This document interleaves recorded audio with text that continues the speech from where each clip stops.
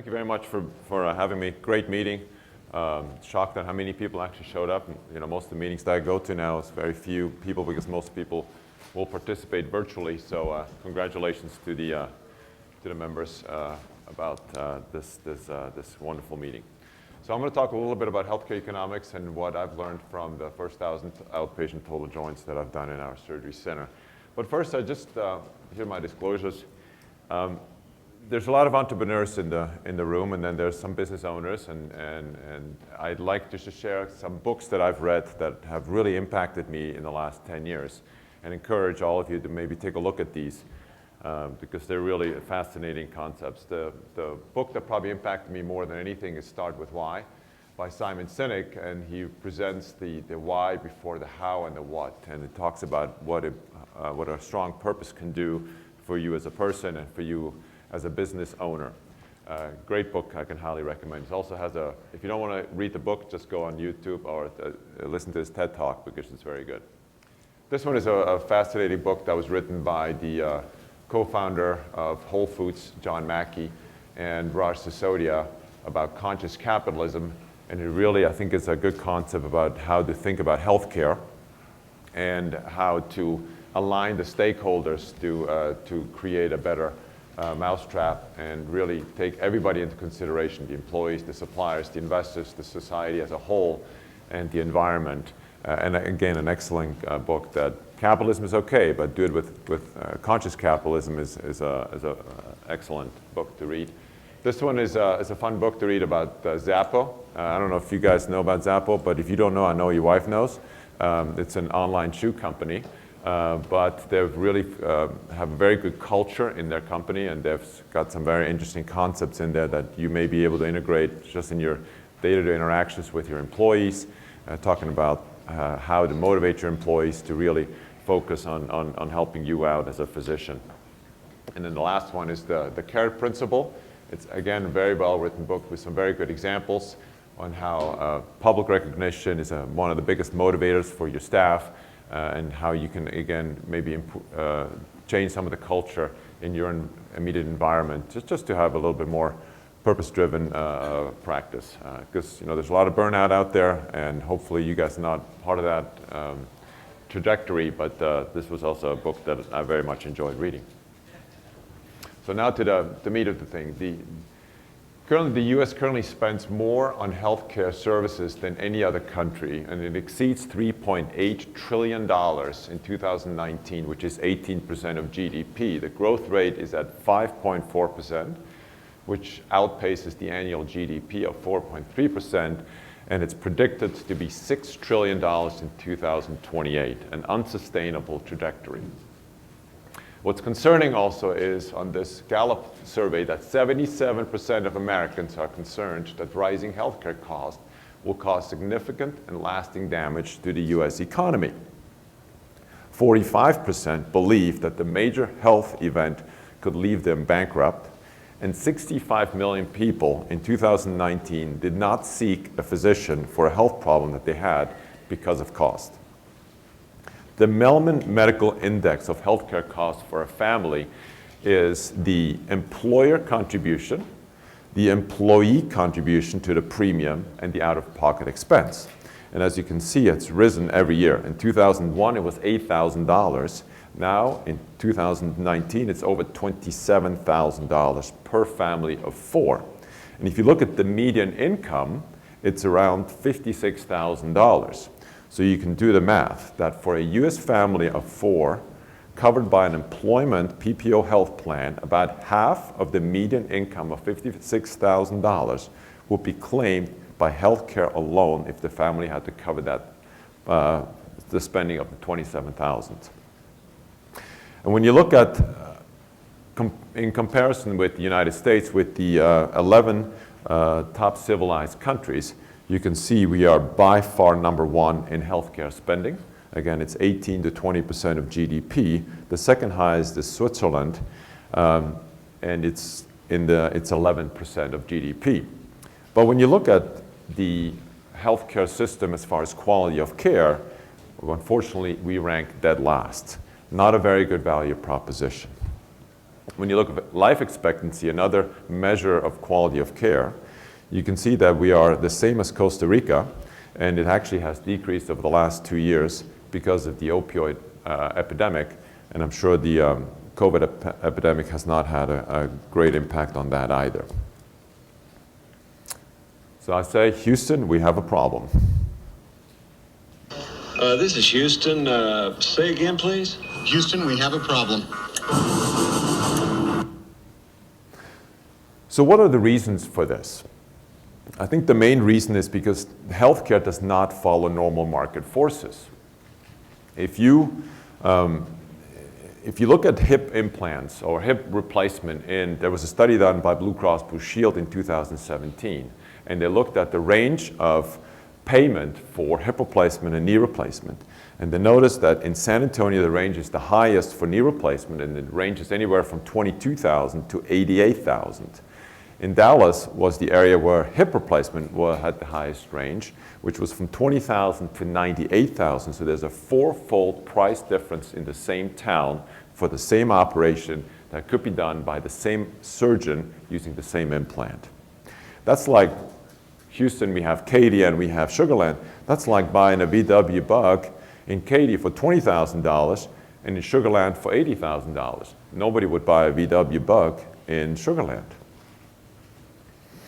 There's also a tremendous reverse trend among hospitals and physicians.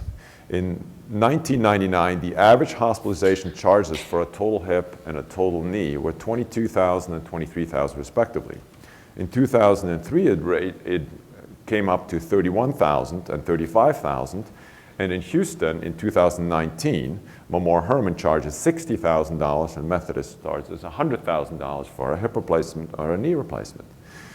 During the same time period, physician reimbursement has decreased by 40%, and if you do inflation adjusted, that's a drop of greater than 70%. So there's a significant imbalance between what hospitals get paid and what we get paid. This reverse trend does not really provide more services. This UCLA study showed that between 1988 and 1993, they reported 36% reduction in hospital length of stay over the same period of time. And they also showed that the procedure declined from 66% of margins to 8% of margins. So while they're providing less care, less hospital stay, less medications, less procedures, their margin and their cost is going up, or their reimbursement has gone up, their margin has decreased. That's not a very good business model. And I think part of the reason we all know why that is because the healthcare team, while it used to be a physician with a bunch of nurses and one administrator, now we have more administrators than we have physicians providing healthcare. So who are the losers? The losers are the patients, the employers, and the providers. This is a study done by a good friend of mine, Dr. Cuellar, that looked over a 15 to 20-year period of reimbursement for physicians. And the conclusion was that medical inflation rate remains high at about 4.2%, and the physician group had a 38.4% net cumulative loss in revenue per patient over 14 years, which was offset by their increase in volume that they had to see, which is 29%, just to break even. So we're running faster and we're getting paid less. The administrative cost for physicians in the United States is astronomically high. Physicians in the US spend on average $80,000 per year interacting with health insurance. This is 4x compared to Canada. Nurses and medical assistants spend 20.8 hours per physician per week just interacting with health plans, which is 10x that for Canada. So what happened next? What happened next is that physicians are now becoming employed. In 2020, 70% of physicians reported being employed, and there was a steep acceleration of physicians joining hospitals and corporations in the last 6 months during the COVID pandemic. In 2020, 48,400 physicians left independent practice and went into some type of hospital employment. And we know that when physicians are employed, they don't refer to ASCs. They have to refer to the hospital. They have to refer to hospital-based care.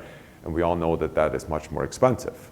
A freestanding MRI might charge $300, $400, $500. A hospital MRI is $1,500 to $2,500. And this was a comparison done by Blue Cross Blue Shield between independent physicians and employed physicians. And you can see the cost per admission and the cost for readmits was much higher for an employed physician than a private practice or independent physician. On average, a multi-hospital system employed physicians costs them 19.8% more for the same amount of care. So what is the solution? In my opinion, the solution is to keep the physician independent. And the only way we can do that is to leverage the site of service differential by shifting care to lower cost of care centers. And in particular for total joints, that is the ASC. So let's look at total hip and total knee. Osteoarthritis of the hip and knee is a major contributor of disability and economic loss in the United States. And on average, it costs more than $80 billion. So that's a good example to look at because it has a very significant economic impact on our healthcare system. More total Medicare dollars are spent on lower extremity total joint replacements than any other procedure. With the recent shift, there has been a tremendous growth from inpatient to outpatient. And why was that the case? The main reason is because of the CMS policy has changed. They have taken cases off the inpatient-only list. They started out with total knees, and now they've got it total hips. They also even put the revision surgeries in the of the inpatient list, but that was reversed recently. But that now made it possible for us to do total joints in the ASC. And the commercial payers are really pushing the outpatient arena as well because of the lower cost. And why is this possible to do this in a surgery center? Because it's people like us who have put together very comprehensive outpatient total joint programs. We have gotten much better at determining surgical risk optimization to determine whether a patient should be done in the ASC or in the hospital. Our less invasive techniques like anti-approach hip replacement, as well as some of the enhanced recovery programs with the pain management has really helped us in this shift. And then some of the patient monitoring and communication tools makes it possible for us to let our patients recover at home. This shift has really sped up COVID. So if there's one good thing that has come of COVID-19, for us joint surgeons, it has really changed the discussion with our patient whether we should do the surgery in the hospital or in the surgery center. Now, frequently patients come in and they're very happy if they don't have to go to the hospital. And you can see from Q4 2019 to Q4 2020, there was a shift of 32% to 62% of total knees, and from 4% to 45% of total hips that have been shifted to the outpatient centers. So we built a surgery center called Innovate Surgical, and just kind of share a little bit of what we did and how to put this together. We leveraged this shift of outpatient total joints in order to for me, while I was employed and went back into private practice, so we leveraged this in order to get back into private practice. What are the key elements to doing this? You have to have a good facility, you have to have a very good patient selection and optimization pathway. You have to have a robust patient education program, such as Joint Camp and a nurse navigator. Your anesthesiologist is absolutely critical. We have a wonderful anesthesia team with us, and they're just magicians on the regional anesthesia they can do. And then you have to align incentives. You have to talk to your payers in order to let them know what you're going to do so that they can give you a reasonable contract in the surgery center. So we built a facility. We have 5 operating rooms. We bought all the special tables and robots that we needed. We use Cell Saver. We have extra storage facility, and we have overnight stay capabilities. We also developed a very robust patient selection and optimization criteria or algorithm with a software that we developed, and that really helps us to determine whether the patient should be done in the surgery center or not. Because what you don't want is to schedule a patient in the surgery center and then the anesthesiologist says, well, no, we really shouldn't do that. And then at the last minute, you're sort of struggling to reschedule those to the hospital. From our risk stratification questionnaire that we have done, when we looked at the first 300 cases, we were able to do over 90% in an ASC. So you really can do most patients in an ASC, which very much surprised me. So let's do the numbers. These are my first 1,000 total joints since inceptions.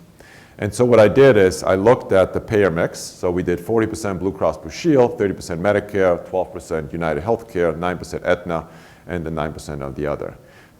This is what hospital gets paid. So when I started this project, I got a lot of EOBs from my patients, so I know exactly what the hospital gets paid. So this is a blended average of what the 2 hospital systems that I work in gets paid for total joints. This would have been the total cost had I done those 1,000 joints in the hospital. This is what we get paid. This is the total cost of what we got paid for these 1,000 joints. The total savings to the healthcare system from my 1,000 joints alone was $11 million, which I think is very significant. And these kind of numbers really resonate with the payers. When you show them this data, they listen. And what's even better, the infection rate for those first 1,000 cases was 0. I have had one infection since. She came in on the 87th day of her post-op visit and started having redness and was infected. And so we will count it. So that's my first infection in the surgery center. We've done 1,200 cases since. So if we were to extrapolate this into the US market, we currently do about 400,000 total hips and 600,000 total knees. And if we assume that 90% can be done in the ASC, that would be a total savings to the healthcare system of $11 billion. And I think that's a very significant saving. So the surgeons here in this room that do outpatient total joints, congratulations, because you are part of the solution of our ever-exceeding healthcare crisis in cost. Thank you very much.